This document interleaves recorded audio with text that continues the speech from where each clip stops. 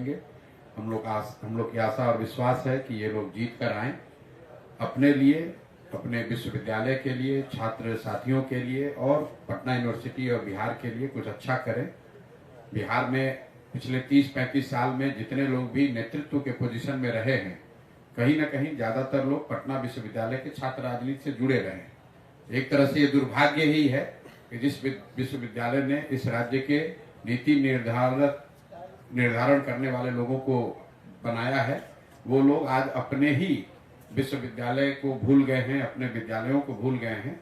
और पटना विश्वविद्यालय की जो अभी दशा है, फिजिकल कंडीशन भी और वहाँ से निकलने वाला जो आउटपुट है, वो दोनों ही तरीके से वो बेहतर होना चाहिए। छात्र राजनीति में ये बच्चे चुनाव जीतकर पूरी यहाँ की यूनिवर्सिटी को सुधार देंगे ऐसी बात नहीं है, क्योंकि इनका तो एक लिमिटेशन है, लेकिन ये छात्रों की भावनाओं को, उनकी आकांक्षाओं को, उनके मांगों को उठाने में एक मजबूत आवाज बन सकते हैं। ऐसी हम लोग की सोच है।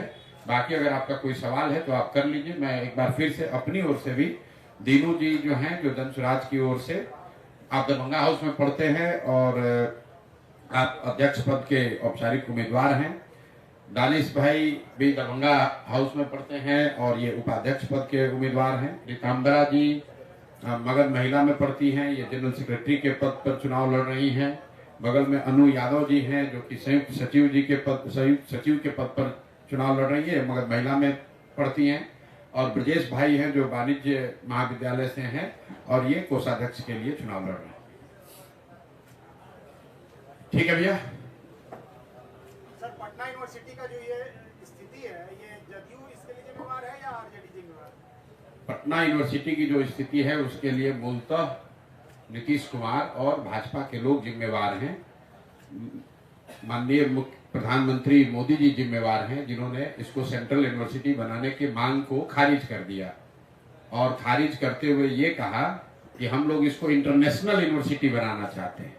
तो इंटरनेशनल तो बनाया नहीं, सेंट्रल का माने नहीं, जो था उसको भी छत बिछत कर दिया। जैसा अभी अजय यादव जी बता रहे थे कि जो इंफ्रास्ट्रक्चर डेवलपमेंट के नाम पर, मेट्रो के नाम पर, डबल डेकर के नाम पर जो एक पटना विश्वविद्यालय की एक सैंक्टिटी थी, उसको भी बर्बाद। क्या आप अंदाजा कर सकते हैं कि दिल्ली विश्वविद्यालय के मेन बिल्डिंग्स को तोड़कर वहां पर मेट्रो कोई बना सकता है? वहां पर भी मेट्रो बना है, लेकिन हिंदू कॉलेज का या किरोड़ीमल कॉलेज का या रामजस की कोई बिल्डिंग तोड़ दी जाए, ये सिर्फ बिहार में ही संभव है। मुझे किसी ने बताया कि साइंस कॉलेज का एडमिनिस्ट्रेटिव डिपार्टमेंट का पूरा बिल्डिंग ही तोड़ दिया गया मेट्रो के निर्माण के लिए। ये तो इसके लिए मैं सरासर यहाँ पर नीतीश कुमार को दोषी मानता हूँ और उनके सहयोगी भाजपा को दोषी मानता हूँ। आरजेडी की सरकार तो है नहीं पिछले 15-20 साल से। तो अगर पटना विश्वविद्यालय की जो दुर्दशा हुई है उसके लिए अगर कोई जिम्मेवार है तो नीतीश कुमार जिम्मेवार हैं, भाजपा वाले जिम्मेवार हैं।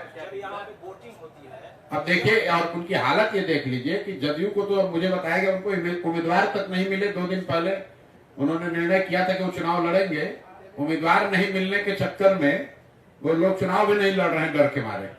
चुनाव में जब वोटिंग होती है तो जनता की प्राथमिकता में कितना है एजुकेशन? देखिए, जनता की प्राथमिकता में सीधे तौर पर पटना यूनिवर्सिटी का बिल्डिंग, वहां के कर्मचारियों का मामला, पढ़ाई का मामला हो या ना हो, जनता की प्राथमिकता में बिहार की ध्वस्त शिक्षा व्यवस्था तो है ही। और पटना विश्वविद्यालय में कौन बच्चे पढ़ रहे हैं? जो 20-25 हजार बच्चे पढ़ रहे हैं वो तो बिहार के परिवार से ही आते हैं। कोई ऐसा गांव, कोई जिला, कोई प्रखंड पंचायत नहीं है जहां के बच्चे पटना यूनिवर्सिटी में नहीं पढ़ रहे हैं या पढ़ने की इच्छा नहीं रखते हैं। इसके अलावा पटना यूनिवर्सिटी से पढ़ा हुआ व्यक्ति, हम भी यहाँ पटना यूनिवर्सिटी से पढ़ के बैठे, जितने यहाँ सरकारी विभाग में लोग हैं, नेतागण हैं, पत्रकार हैं, जो भी हर अलग अलग विधा में हैं, बिजनेसमैन हैं, प्रोफेसर हैं, टीचर्स हैं, उसमें तो बहुत सारे लोग पटना यूनिवर्सिटी से पढ़कर निकले हैं। और जब वो लोग पटना यूनिवर्सिटी की आज दुर्दशा को देख रहे हैं, जब वो Cavendish, Faraday, Jackson, Minto hostel के हालात को देख रहे हैं या उसके बारे में हम लोग सुनते हैं, तो दुख होता है कि ये इतना बढ़िया यूनिवर्सिटी था, उसकी ये हालत हो गई है। सर अब आप बताइए ना, जैक्सन हॉस्टल से या मिंटो से या कैवेंडिश से, फेराडे से कितने IAS IPS बन रहे हैं? आज से 15-20 साल पहले इन हॉस्टल से लोग IAS IPS बनते थे। सिविल सर्विसेज डायरेक्ट लोग यहाँ से कम्पीट करते थे। अभी क्या दुर्दशा है, आप जाकर देख लीजिए। सर पटना सेंट्रल यूनिवर्सिटी को सेंट्रल यूनिवर्सिटी का दर्जा नहीं मिल पा रहा है। कई बार नीतीश कुमार मंच से प्रधानमंत्री के साथ एक साथ मंच पर भी रिक्वेस्ट करते हैं, आखिर क्यों नहीं मिल पा रहा है? नहीं मिल पा रहा है क्योंकि नीतीश कुमार उसको मांगना नहीं चाहते हैं। नीतीश कुमार के मांगने पर उनको केंद्र में मंत्री पद मिल गया है। कितना सीट चाहिए ये मांगते हैं तो वो मिल जाता है, कितना विधायक लड़ेंगे ये मांगते हैं मिल जाता है, 42 विधायक होने के बावजूद हम ही खुद मुख्यमंत्री बने रहेंगे ये मांगते हैं वो मिल जाता है। लेकिन पटना यूनिवर्सिटी की जो छात्रों के लोगों की बिहार के जो एक भावना से जुड़ा हुआ सवाल है कि पटना यूनिवर्सिटी को सेंट्रल यूनिवर्सिटी बनाया जाए, ये मांग सिर्फ दिखावा करने के लिए उन्होंने मंच पर कहा। इसको शर्त नहीं बनाया, ये नहीं कहा कि भाई नहीं बनाइएगा तो हम इससे हमारे रिश्तों में खटास आ सकती है।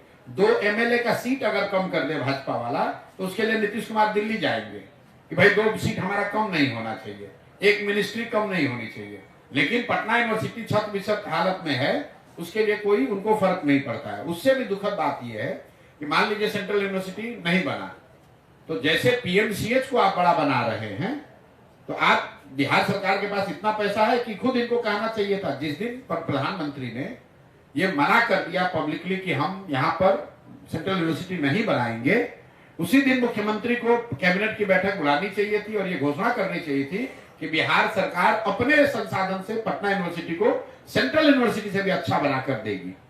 तब तो बिहारियों का सम्मान और गौरव होता। जो बिहार देखिए अभी एबीवीपी वाले यहाँ चुनाव लड़ रहे हैं, आप जरा पूछिए तो कि भाई तुम्हारी सरकार है दिल्ली में, किस मुंह से तुम चुनाव लड़ रहे हो एबीवीपी वाले लोग? जिस भाजपा के प्रधानमंत्री ने मंच से कह दिया कि सेंट्रल यूनिवर्सिटी का दर्जा नहीं देंगे, वो एबीवीपी पटना यूनिवर्सिटी में चुनाव किस मुद्दे पर लड़ रहे हैं? एमएससीवाई आए हैं चुनाव लड़ने।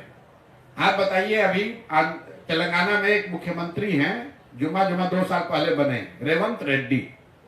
इस आदमी ने कैमरे पर कहा कि बिहार के लोगों के डीएनए में मजदूरी करना लिखा है, ये लोग बिहारी जो है ये डीएनए मजदूरी करने के लिए पैदा हुए हैं।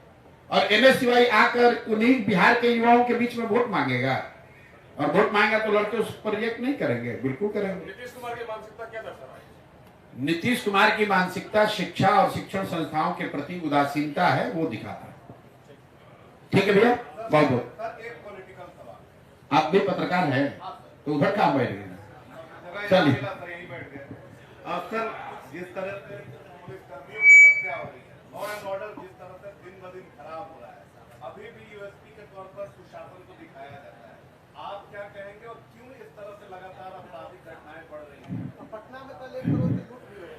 भाई पटना में जो लूट हुई है या जो आपराधिक घटनाएं हैं, लॉ एंड ऑर्डर का जो मसला है उसको गहराई से समझिए।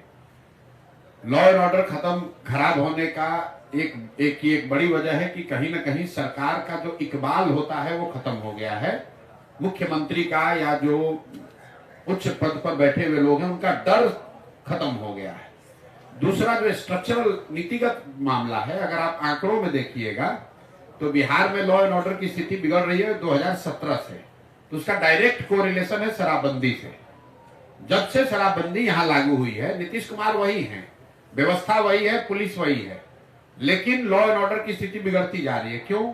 इसलिए कि उसी पुलिस प्रशासन पर जिसकी जिम्मेवारी लॉ एंड ऑर्डर की थी, उसी पर शराबबंदी लागू कराने, उसको चलाने, छिपाने, कमाने का इतना बड़ा बोझ आ गया है कि पूरा टाइम तो वो शराबबंदी और बालू माफिया से ही उलझने में लगा हुआ है, रूटीन लॉ एंड ऑर्डर का काम करता नहीं। और ये मेरे वक्तव्य नहीं है, इस देश के चीफ जस्टिस ने कहा कि बिना सोचे समझे शराबबंदी जैसे कानून बनाने से लॉ एंड ऑर्डर और लीगल पूरा सिस्टम उससे चोक हो गया है। तो आप आंकड़ों में जाकर देख लीजिए, जब से शराबबंदी लागू हुई है उसके बाद से, चाहे महागठबंधन की सरकार रही हो या नीतीश और भाजपा की सरकार रही हो, लॉ एंड ऑर्डर बिहार में बिगड़ता ही जाएगा। थाने में 10 आदमी है, 10 में 6 आदमी तो खाली शराबबंदी में लगा हुआ है, वो लॉ एंड ऑर्डर देख कहाँ रहा है। उसको तो ये देखना है कि कितना शराब पकड़े, कितना से पैसा लें, कितना को छोड़ें, कितना दिखाएं, सर कोई किस बालू के ट्रक को पास कराएं। आप पटना के चारों ओर देख लीजिए, सारा रोड रोज जाम है। क्यों? बालू माफिया यहाँ पर बालू से लोग ट्रक बालू से ढो रहा है, तो रात भर थानेदार और जो पुलिस वाला है वो तो बालू से पैसा कमाने वसूलने में लगा हुआ है। उसको कहाँ इस बात की चिंता है कि लूट कहाँ हो रहा है और कहाँ पर डकैती हो रही है। और कहीं ना कहीं नीतीश कुमार, मैं पहले से कह रहा हूँ, शारीरिक और मानसिक तौर पर शिथिल हो गए हैं। अब शारीरिक तो अब पे थक गए हैं।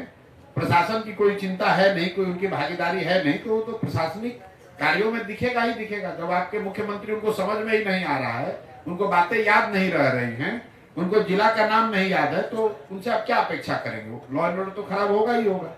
एक सवाल भैया, आप सभी पत्रकार बंधुओं से, इलेक्ट्रॉनिक और प्रिंट मीडिया के बंधुओं से मेरा निवेदन है कि आप जब भी कुलाधिपति महोदय से, राज्यपाल महोदय से जब भी आपकी रूबरू आप हों और कुलपति महोदय से, तो पटना विश्वविद्यालय में इंटरमीडिएट नीतीश कुमार 2005 में जब आए तो सबसे पहले उन्होंने इंटरमीडिएट की पढ़ाई खत्म की।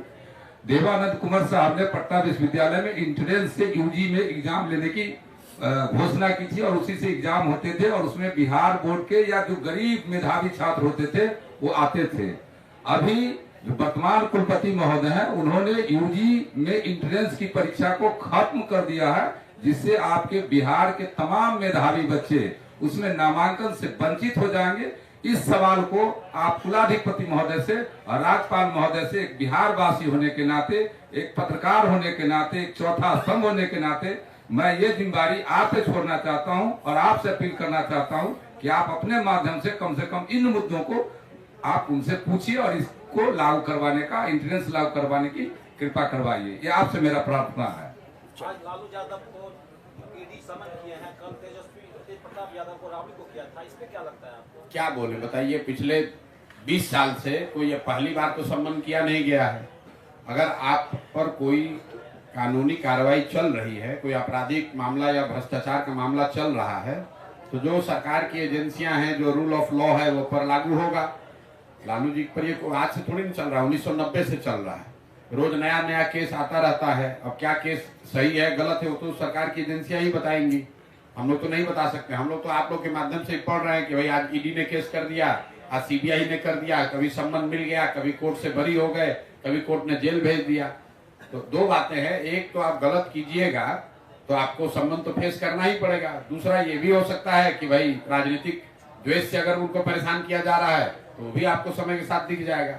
लेकिन जहां तक लालू जी के भ्रष्टाचार का मामला है, आरजेडी का, तो ये इसको तो कोर्ट्स ने जांच लिया, कन्विक्ट कर दिया। लालू जी जेल लालू जी को जाना पड़ा है, और सिर्फ किसी एक दल के शासनकाल में नहीं, अलग अलग दलों के शासनकाल में, जिसमें कांग्रेस की भी सरकार रही, यूपीए की सरकार रही, लालू जी की खुद भी सरकार रही, अभी तो भाजपा वाले हैं।